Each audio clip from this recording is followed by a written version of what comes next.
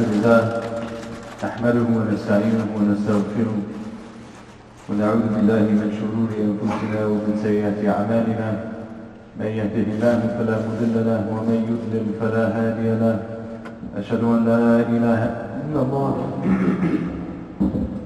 وحده لا شريك له وأشهد أن محمدا عبده ورسوله يا أيها الذين آمنوا اتقوا الله وقولوا قولا سديدا يصلح لكم أعمالكم ويغفر لكم ذنوبكم ومن يطع الله ورسوله فقد فاز فوزا عظيما.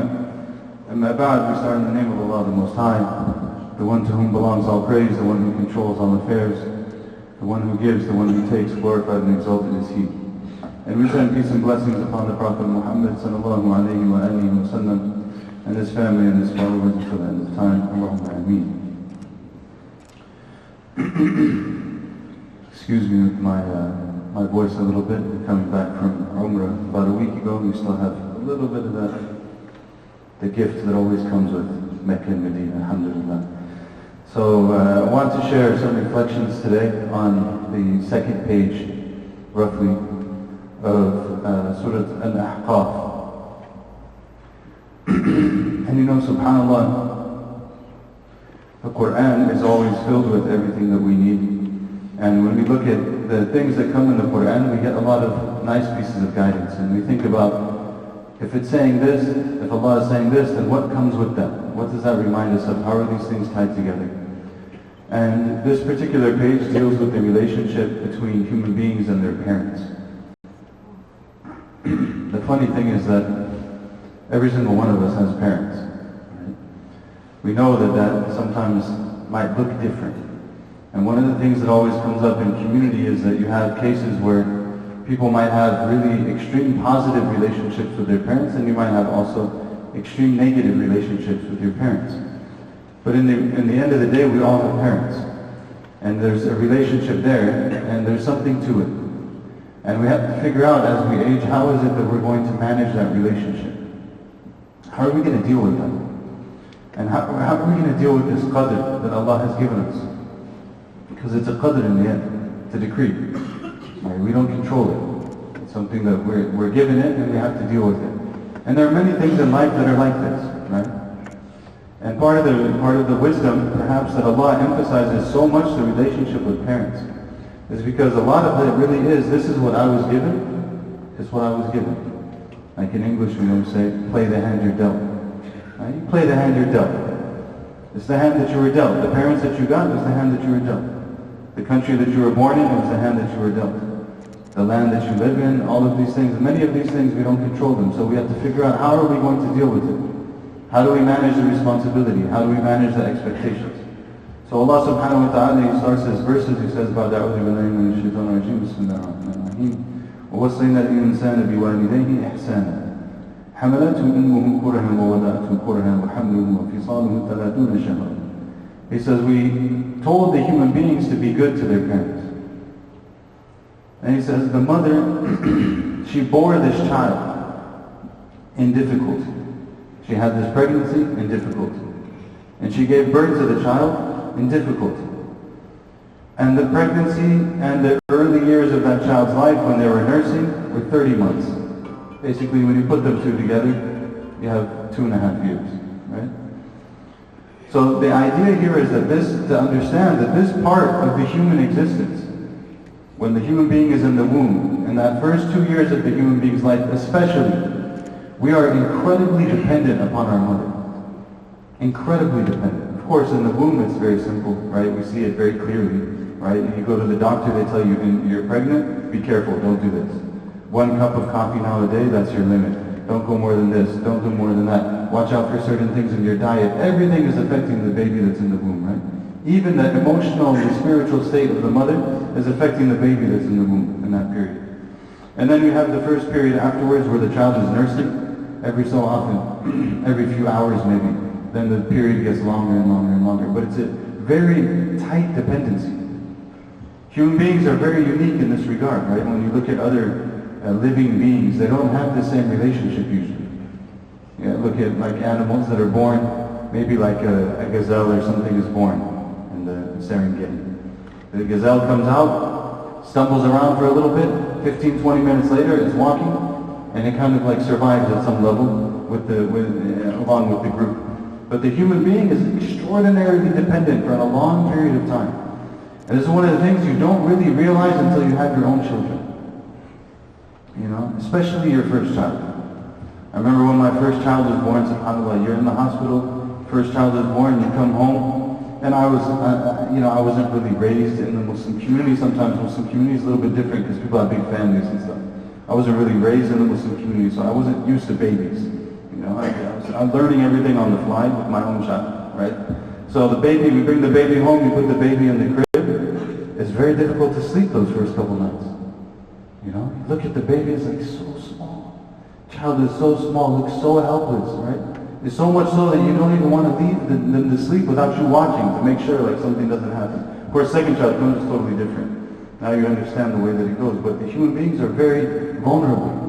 So I always tell people, even if you have a bad relationship with your parents, that you're alive means that they did something for you. Like it's actually really easy to lose a child in the first period of their life. So Allah is saying from the beginning of this, so this is where it starts, from the pregnancy itself. That's why I say to Umar, remember the man, in the time of Sayyidina Umar radiallahu anhu, he's making tawaf around the Kaaba, and he has his mother on his shoulders, older woman. He has his mother on her shoulders, taking him around the Kaaba, taking her around the Kaaba. And he goes to Umar and he tells him, I did all of this for my mother. You know, I carried her on my back through all of these rites of the Hajj and everything else. Did I fulfill her right upon me? And he said, you didn't even fulfill her right from the pregnancy. You didn't get there yet, right? There's a lot to it. So there's this gratitude then that has to come from the human being. And now this is where the positioning happens. Am I going to look at a blessing that I have in my life, even if there was hardship from it, that I'm here is a blessing? So am I going to look at it as something that I can have gratitude for? Am I going to look at it as something that I don't have gratitude for? And now, this is many times in the Quran, when Allah starts a conversation, He'll give us various ways that human beings might settle in that conversation. And oftentimes it will be this one. How does the person who's grateful react? How does the person who's not grateful react? And He'll show them together, right? So the grateful person, what happens with them? حتى إذا بلغ أشده وبلغ 40 سنة قال ربي أوزعني أن أشكر نعمتك التي أنعمت علي وعلى والدي وأن أعمل صالحا ترضاه وأصلح لي في ذريتي إني تبت إليك وإني من المسلمين. This is the person, one possibility. Person what? Then they grow up, they reach full maturity, they reach 40 years. 40 years in our tradition is like the full maturity age. It's usually the age of prophethood. That's why the Prophet Muhammad sallallahu alaihi wasallam, his prophethood begins at the age of 40. It's the age of completion. So this is like 30 to 40, you're getting close. 40, you hit kind of like a peak moment. You get 40 to 50 is really good, 50 to 60 is starting to come down a little bit, 60, and the Prophet sallallahu talked about all these ages, subhanAllah. But 40, they hit this moment of completion. What do they do at the moment of completion? They say, Oh Allah, give me the ability to be grateful for the blessing that you have bestowed upon me and upon my parents. And allow me to do good deeds that you are pleased with. And make right for me my children. Right? So now the person also at the age of 40, they start to be able to have enough experience now that they can look at life differently.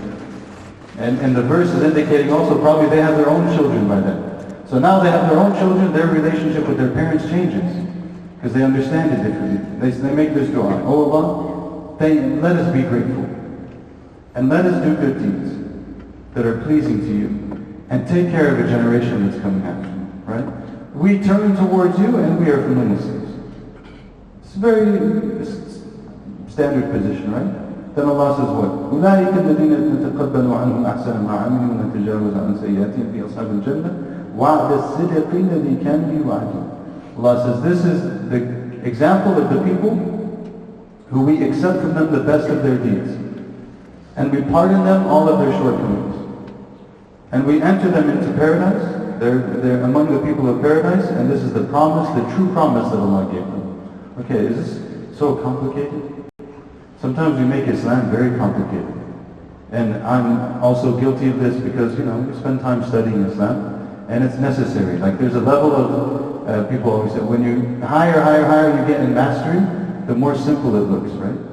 So there is like, if someone's going to study Islam, there is a route to mastery. You study it in order to get to a route of mastery, to preserve the religion, to preserve the teaching of the religion, so on and so forth. But the actual consequence of it is still supposed to be very simple.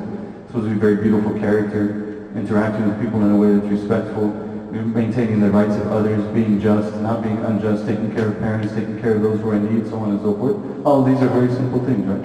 So it says they reach this age of maturity and they get this perspective that they understand, I need to be grateful. And I need to turn to Allah subhanahu wa ta'ala and ask Him to help me. Because God forbid I get to 40 and I start going towards the end now. It's slow. Maybe you don't see it as quickly as when you're in your 60s and your 70s, but you start to see it, subhanAllah. Like this, I was telling people all throughout this Umrah trip, it was an interesting experience for me. Because this Umrah trip now, I'm crossing this boundary now. Getting into I'm on the downward, you could say. I'm in the plateau that's about to go, it's starting to go down. And I can feel very clearly in this trip that I'm not the same person that I was 5 years ago. Things are bothering me, maybe, like I'm not as flexible as I used to be before. I'm not as able to maybe deal with things. When people get older, they get a little bit more particular about all kinds of things, right? So you start to feel it. So God forbid I start to get older and I don't have this reflection that, I'm going back to Allah. One of the things I used to love when we were in Egypt is that in almost all of the masajid that were close to us, every morning you go, at Fajr time, every masjid you find, a halaqah of older men, they sit together and read Quran after Fajr every morning. I thought it was so beautiful. It's like there's an understanding that this is the stage of life I'm in now. I'm in a stage of life now, I need to turn to Allah subhanahu wa ta'ala. I worked and I struggled and I did for my family and I did all of these things I was trying to do. And now this is Quran and worship and ask Allah for forgiveness and get things right, because that's the reality of where I'm going, right? So this is one route. The other route is a different example. And I know we're running out of time. And I respect everyone's work responsibilities. I've been there too. I've been to cases where the only way I could get to Jummah was I drove all the way to Jummah just to catch the second rak'ah of the salah, and I drive all the way back to work. That was the entire lunch break. So I understand, it's very serious to finish on time. Inshallah, we'll finish on time. Okay? Second scenario is what? وَالَّذِي قَالَ لِوَالِدَيْهِ أُفٍّ لَكُمَا أَتَعِدَانِنِي أَنْ أُخْرَجَ وَقَدْ خَلَتِ الْقُرُونُ مِنْ قَبْلِي وَهُمَا يَسْتَغِيثَانِ اللَّهَ وَيْلَكَ آمِنْ إِنَّ وَعْدَ اللَّهِ حَقٌّ فَيَقُولُ مَا هَذَا إِلَّا أَسَاطِيرُ الْأَوَّلِينَ. And here's the other example. The other example is the person who says to their parents, the parents are pleading with the child. They're saying, you're going to go back to Allah. Pleading with the child, just believe in Allah. Know that this is true. And the child is saying, forget you. This is just like you and your parents. This is just old people stuff. Practically speaking, this is how sometimes people think about it, Even sometimes you'll hear people say, I'll just live my life, and then when I get older, I'll make hajj, ask Allah to forgive me, and then I'll go on with everything, right? It's just old people stuff to actually follow Islam. But me, now I'm young. I don't have to do these things. You say, this is what you're promising me to do, but it's not what it's going to be. I'm just, forget you. Literally, it's what the verse is saying. It says, أُولَٰئِكَ الَّذِينَ حَقَّ عَلَيْهِمُ الْقَوْلُ فِي أُمَمٍ قَدْ خَلَتْ مِنْ قَبْلِهِمْ مِنَ الْجِنِّ وَالْإِنسِ إِنَّهُمْ كَانُوا خَاسِرِينَ. It says, that is the example of the people. They're like the ones who came before them. We're not the first people to come here. Right? Maybe generation upon generation upon generation of human beings have come. Many of them have been destroyed. Allah destroyed many people before us. What's the example of them? A messenger came to them, reminded them, said, hey, you shouldn't act like that. It's pretty serious, And this is like very relevant, right? And our society is a very interesting society, American society. It's a society where young people think they know everything, and they don't have to listen to anyone else. It's a very fascinating concept. If you think about it, it's completely stupid. Forgive me for saying this on the minbar, using this language. But it's a completely ridiculous way of looking at life. I know everything. I haven't been through anything, actually. I haven't had barely any experiences. But I know better than everyone else who's lived 20 years, 30 years longer than me. It's completely insane. It makes no sense. But it's very common here, right? And I grew up here. Like, I was born here. I did the same thing. And people always ask me, like, what about this? And I would say, yeah, my dad said, don't do that. And he was right. And he said, don't do that. And he was right. He was right on almost all of these cases. But I thought I knew better. It's completely crazy. Fine, maybe that one person doesn't know better. But if you ask like 10, 20 people who are reliable and respectable and so on and so forth, and they've lived life, and they're all telling you, hey, I don't think you should do this. You know, maybe it's something to listen to. So this is the example. They rejected it. And it's people before them, they rejected it. And all of them were destroyed. And then in the second half of the khutbah, we'll talk just briefly about how this page ends. قُلُوا قَوْلِي هَذَا وَأَسْتَغْفِرُ اللَّهَ لِي وَلَكُمْ فَاسْتَغْفِرُوهُ إِنَّهُ هُوَ الْغَفُورُ الرَّحِيمُ.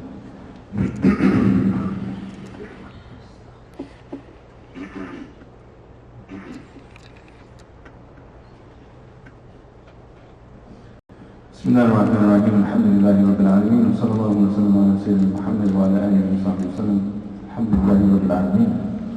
Before we continue, we want to say that Mrs. Nazira Begum is very sick in Chennai, India. May Allah give her shifa. May He give shifa to all of those of our family members and our loved ones who are ill. May He have mercy on those who have passed away. Allahumma ameen.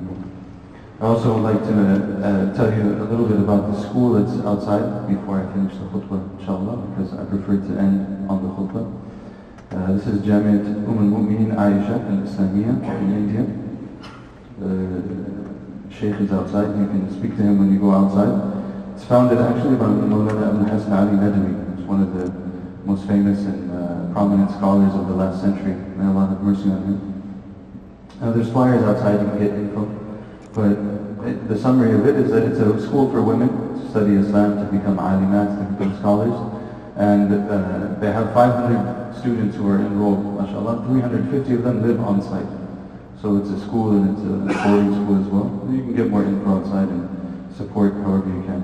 Barakallahu feekum. Okay, so the verses continue. How do they end? Very quickly. وَلِكُلٍّ دَرَجَاتٌ مِّمَّا عَمِلُوا وَلِيُوَفِّيَهُمْ أَعْمَالُهُمْ وَهُمْ لَا يُظْلَمُونَ. This concept comes up in the Quran over and over and over again. What is it saying? It's saying each of these groups of people, they have their own level of reward or consequence. Each one will have their own level of reward or consequence. And each of them will get what they did, and they will not be oppressed.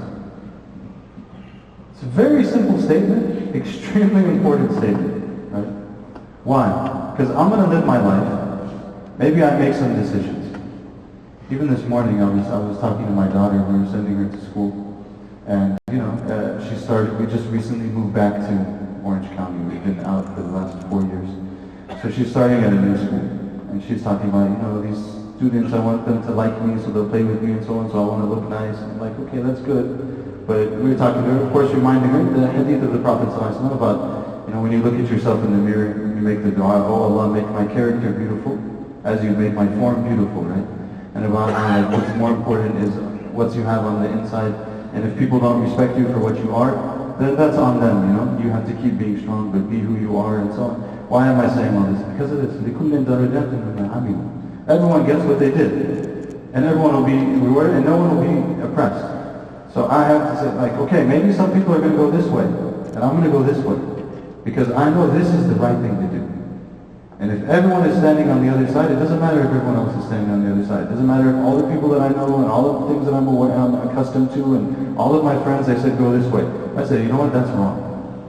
I have to be able to stand. And nobody's going to, it doesn't matter what anyone says, no one's going to be oppressed. When they go back to Allah, no one is going to be oppressed. No one will be oppressed at all. Allah will put everything in the right place. We ask Allah subhanahu wa ta'ala to help us to respond to the trials of life in an appropriate way. And to give us strength, to make our feet firm, to make our shoulders strong and broad, and to make our hearts soft and strong at the same time. We ask Allah to give food to those who are hungry. Ya Allah, we turn to you, Ya Rabb. We ask you to feed those who are hungry, to give victory to those who are oppressed, to give aid to those who are suffering, to give shelter to those who are shelterless.